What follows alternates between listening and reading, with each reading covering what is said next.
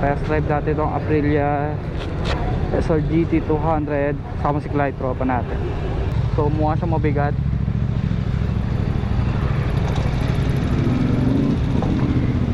Bigat siya. Ha? Taas 5'6 ako pero tingked ako So di siya kiles.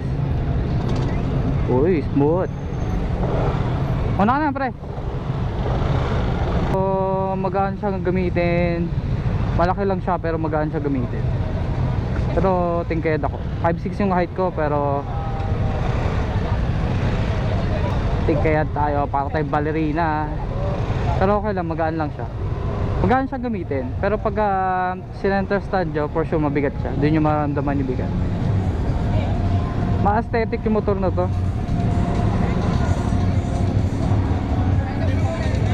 Uy, maganda to in fairness. Mas gusto ko to kaysa sa ADB. Pare, mas maganda to kaysa sa ADB.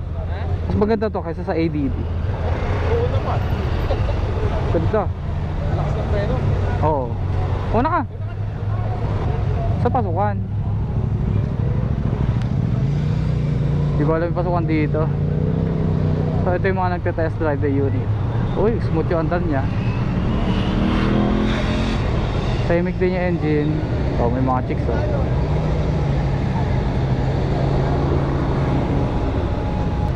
Okay. Smooth siya kahit na lang mabagal lang. Malakas ang torque niya in fairness. Nakakalito lang dito. Di natin ito matatop speed dito. Pero kung titignan nyo, ang ganda ng panel nyo. Yun nga lang, parang pag daytime, parang hindi siya masyadong kita. Yun, ang ganda. Social na social. Diba? Tapos may ano siya, siguro itong A na to, traction control yan. Then mapapansin ko sa grip, maganda yung grip ng ano nyo. Ano, shock to naked. Malapad siya tignan pag lalo pag nasa loob ka na. Then maganda yung windshield niya, mataas. Ito, taas So hindi natin masyado makakalkal tong motor na to kasi tinetest drive lang natin. So maraming gumagamit ng motor na to. So maganda siya, pogi. Saka meron na siyang ano, tawag dito, crash guard. Diba? Ganda to. Hindi siya mabigat pag ginagamit mo ngayon. Okay, lahat naman mo to pag ginagamit, di naman mabigat. Pero pagdating sa likuan na ganito, yung medyo makipasiko, hindi siya mahirap iliko. Madali lang siya. So madali siya maniobra. Hindi ka ma-out of balance. Kasi parang ang ganda ng pagka-balance ng motor. Hindi siya katulad ng ibang motor na parang pag-alanganin yung pwesto mo, parang matutumba ka na pabas-basa. Ito hindi. Parang maganda yung pagka-center of gravity nito. Maganda siya. Then side mirror, cute. No? Ayun o. Mukhang premium.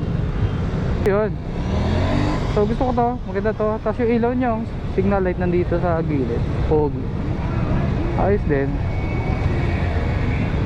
Breno nya, syempre, maganda. Hindi pala traction control tong A na to. Ito yung parang sa Honda na pag namatay, pag nag-stop ka, mamatay-matay yung ano, makina. Idle stop system. Oo, yun siya. So yan yung sasabi ko dito. Wala masyadong ako ano, kasi maganda talaga siya. Haha, karera. Punuin mo. Full stop sa dulo.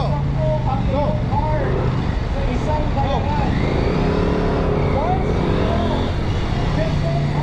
Uy, di ba lang kung may ABS to? Para di naman gumana kung meron.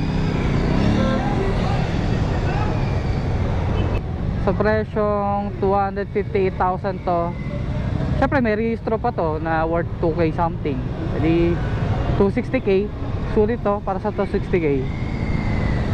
Maporma. And unique. So yan, kung may budget kayo, re-recommend ko to. Yan, kung ayaw nyo ng Honda dahil common, ito ang bilhin nyo. Mas maganda. Uy. So So this is the Cry Safe, ito yung review natin. Ciao.